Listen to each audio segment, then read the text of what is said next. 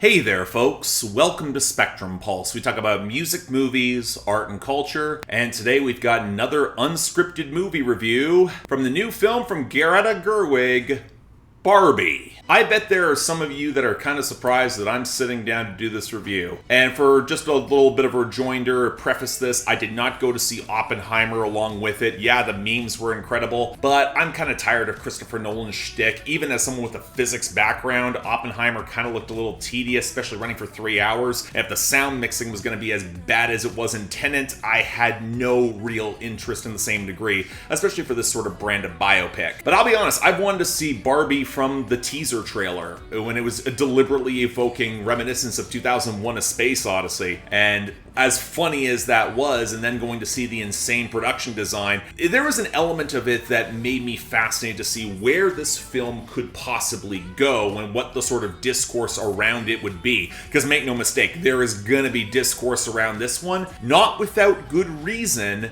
but also because, oh crap, Barbie has had discourse around her, the property, the doll, the company Mattel behind it for decades. And it's been tied into a lot of pretty complicated layers, both in feminism, multiple waves of feminism, anti-feminist text, and then a lot of the conflations around intersectionality as well. And to say nothing of how really Barbie intersects with the whole conversation about commerce, because again, Barbie is a brand, first and foremost, backed by Mattel, one that has somehow stood the test of time. And the fascinating things that Mattel has done around the brand has been kind of interesting. They know that simply on its strength alone has not been enough. There's been too much critique of Barbie, the property. And as much as it's had resonance with a lot of women, and hell, some men too, not me, we'll get into that later, the one thing I appreciated was that Mattel's been trying to change it, but also been willing to gently lampoon it. I go back to the character of Barbie and Ken in Toy Story 3, or again, giving a film like this to Greta Gerwig, where they seem confident enough that, okay, if the movie is great, and we have Margot Robbie as the inspired casting for the lead, we'll just get out of the way and be able to hear whatever happens along with it, because at the end of the day, if it's a great movie, it's going to make us bank anyway. And yeah, this movie is great. I'm going to try not to spoil things. I'll give the trailers a lot of credit for not spoiling the majority of the movie. I really say it kind of only gets to the extent of maybe the first third. And there's actually a lot more in the Barbie dreamland than I think a lot of people would have expected for this sort of presumed fish out of water experience. That was a really good choice because, again, the production design in that area is so note perfect that I kind of have to give them a lot of credit for recognizing their strengths and staying with it. But at some point I am going to have to spoil a big chunk of this movie because at the same time there are some philosophical ideas and themes that I really want to talk about, and I do think are what makes this movie special. Because yeah, I think this is a great movie. Yes, I am saying that about the Barbie movie, get your head out of your ass. But at the same time, I also think it goes beyond just the property itself and into some of that discourse about themes and symbolism and the ideas that last the way they have. So a brief plot synopsis of what we have. Barbie begins to go through an existential crisis in Dreamland. What triggers it, we will get to that. And from there, she has to go out into the real world to find out what's causing it, and Ken tags along with her, only to discover that the real world isn't quite like Barbie's dreamland, and that certain elements of what has been surrounded in her branded paradise kind of does not align with, reality. And how that impacts both her and Ken is where this movie goes into some fascinating territory. Let's get some of the immediate points out of the way right now. The production design is absolutely incredible. The soundtrack is great. The narration from Helen Mirren is excellent. Margot Robbie is inspired casting, but I think we all knew that. Ryan Gosling delivers a rather layered performance as Ken, and again, we will have to talk about this when we get to the themes, but I think he does a lot out of what could have been a very plastic, very dumb blonde role. And while we would expect Margot Robbie would elevate and deepen it, and the script from Greta Gerwig absolutely helps that, what she also does around Ken is kind of inspired but also you kinda needed it to make this work. One thing I also want to bring up here is that, again, I already mentioned that Mattel recognizing that they will make more money if they just get out of the way and let Greta Gerwig make a great movie. That is absolutely true here, but again, we are watching an advertisement for the brand. I think the relevant conversations around that, and especially in terms of a larger critique of capitalism and selling this particular mode of representation for young women, and to some much lesser extent for young men, I think that's relevant to engage with. And I also would push back on calling this some grand critique of capitalism as a whole, as some of the trailers and some of the dialogue ultimately hold up as. Yeah, Mattel is going to get the piss taken out of them, and it's glorious to behold, and I appreciate all those little subtle moments, especially as Will Ferrell kind of in an inspired buffoon role, but at the same time, let's not act like this is some grand anti-commercial statement. This is ultimately surrounding a brand that set out to make money, and the one thing I want to highlight here is that while there are parodic elements here, this is not a strict parody. And I think Mattel gets this and gets the value of letting themselves get gently lampooned, also recognizing they're going to make a crap ton of money. It's commodity fetishism, this is how it works. But that tension is kind of surrounding a lot of the themes of this movie. I will say that if you want to see it, please go out and see it. Again, beyond the fact that movies that are this well written and this well acted, and all the people behind it deserve all the support in the world. They already got paid to go see the movie. People are not calling out a boycott for it. But again, the one thing I appreciate about this movie is its understanding of the value of narratives, but also the questioning of them. And this is where I kind of want to talk about metamodernism. Now, again, there's a couple points that I want to establish ahead of time. Part of this is narratives, and that often came out of the realms of modernism. We're going to do a basic primer on some modernist philosophy. I'm going to brush through this pretty quickly. Philosophy majors, sit down, shut up. You're talking about a Barbie movie review. So, okay. Modernism is the belief that we as humans construct narratives about how we can live our lives, how we want to run the world. Capitalism is a modernist narrative, so is communism. Feminism is a modernist narrative to a point in terms of how it constructs those structures around how we live the world. Patriarchy is part of that as well. Now, postmodernism is taking those narratives about how we live and gently asking questions. Asking like, okay, you want things to be structured in this way, why?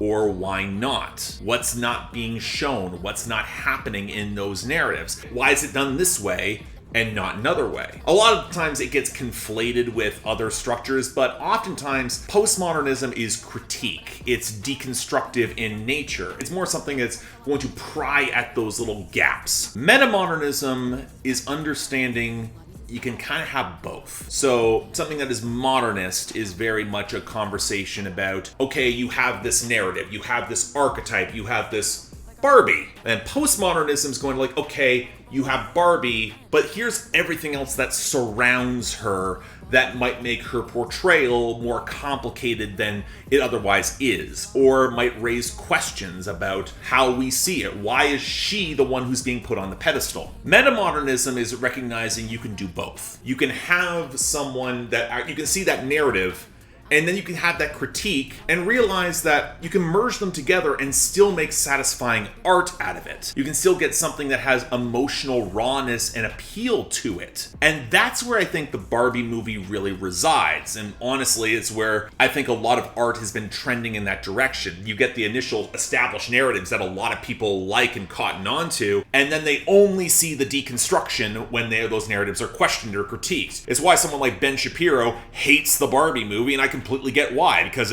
it's deeply questioned some of the narratives in which he lives his life. But metamodernism is the additional step, and where I think the Barbie movie resides is like, yeah, Barbie has been this archetype, has been this figure in culture for so long, and it's worth having questions about what her role is, but also recognizing that that character, that creation has value. And we know it has value. And we want to ask questions about why it has that value. That gets into interesting conversations about beauty standards, has conversations about femininity, has conversations about sexuality, even though probably smartly the Barbie movie avoids some of that directly. And it gets into conversations about feminism and patriarchy in ways that I actually think are pretty well considered. Not to spoil anything here, but one of the primary arcs of the movie is Barbie entering into a world that is very much not the aspirational role model world that she was given. It's where patriarchy is a thing and how it impacts people, both her and how it impacts Ken. And where that bleeds into, these are ideas that she doesn't really understand fully, and Ken sure as hell doesn't really understand them, but it impacts the lives of people around her. And moreover than that, the idea behind Barbie is also extending into the women who played with those toys. There's very much a degree of understanding about the artificiality and the lamp shading around that. You saw that in the trailers. But it also goes further to the emotional dynamics of women who may have played with Barbies as kids and then go back to play with them as adults, and the creativity that beauty inspires, or various forms of beauty, how they can be inspired, what they're done for. Whether, again, beauty is simply a construct for men to gawk at, or whether or not there is inherent value, as it often can seem like there is. So maybe Barbie as a representation of one element of that beauty can mean something. Again, I wouldn't bring all this up if it wasn't getting mentioned in the text of the movie. Sometimes in, I'll be honest, some expanded speeches that I appreciated because they were well-written speeches, but they do feel a little didactic at points. This movie has a tell, not show problem at certain moments, which, again,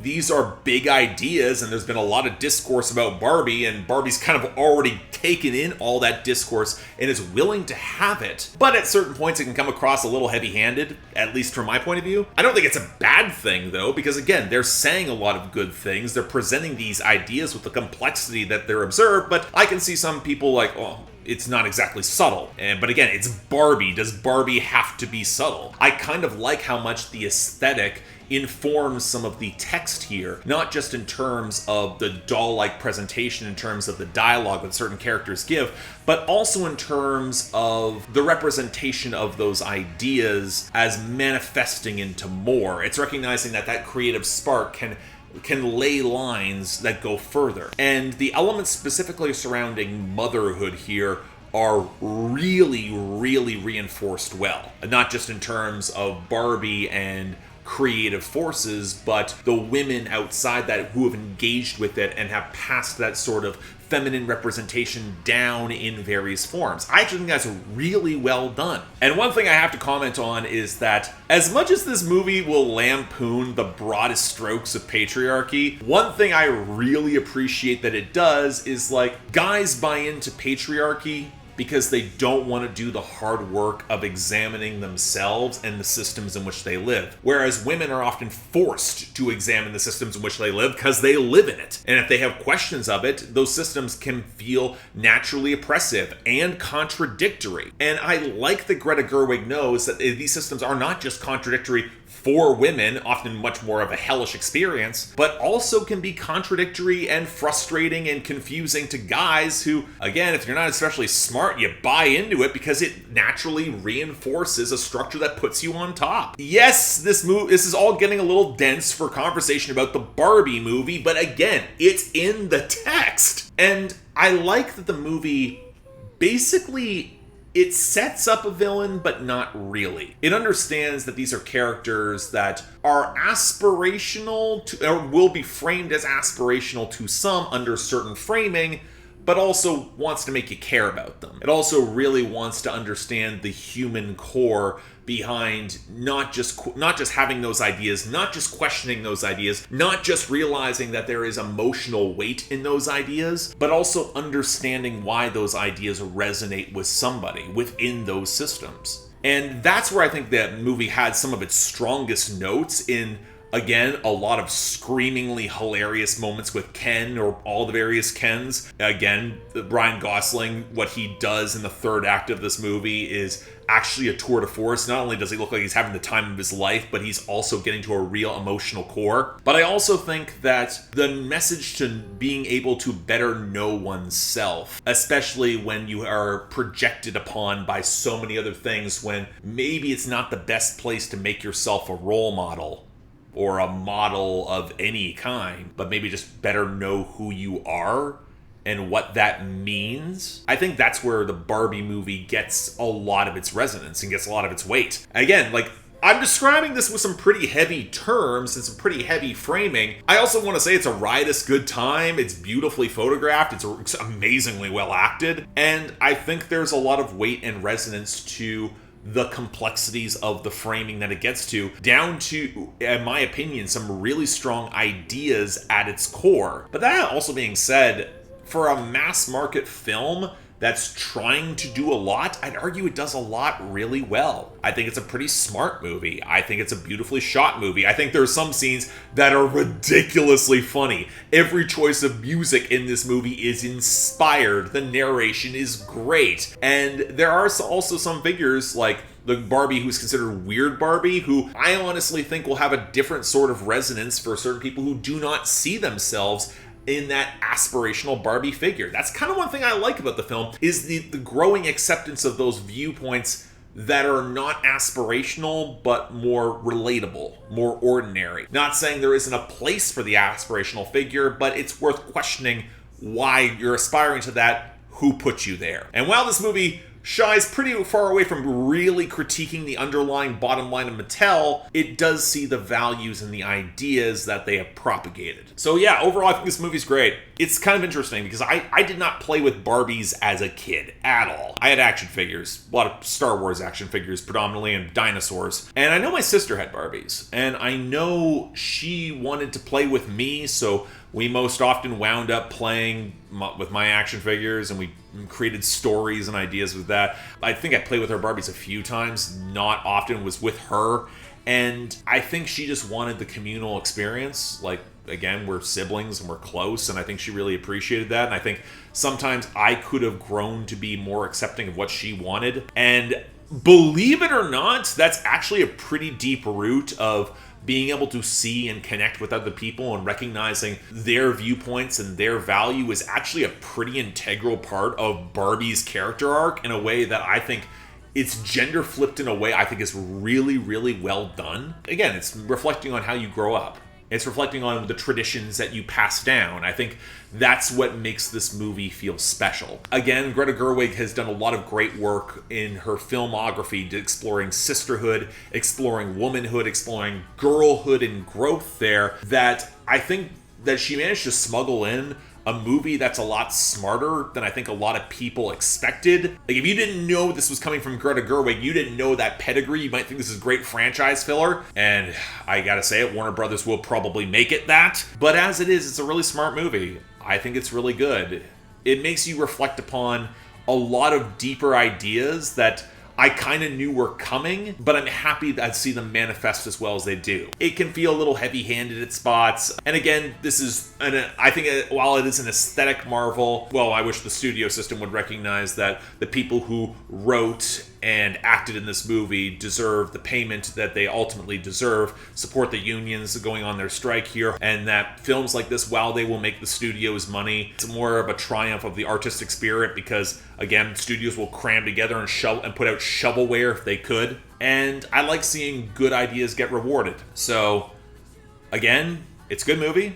I'd say it's actually a pretty great movie. I think it's thought-provoking. It's going to piss off the right people. I enjoy that. So if you want to give it a shot, I think it's worth it. So yeah, thanks a lot for watching. If you'd like to like and subscribe, I would be extremely grateful. I know this review got kind of tangled, but again, there's a lot to say around this one, and I think philosophically there are ideas that are explored really well. I hope I didn't give up given that many spoilers. I think there will be a warning somewhere in the edit. We'll see how that goes.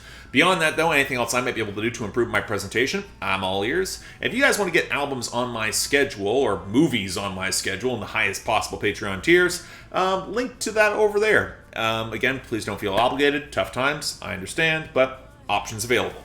Till then, I'm Mark, you're watching Spectrum Pulse, and I'll see you next time.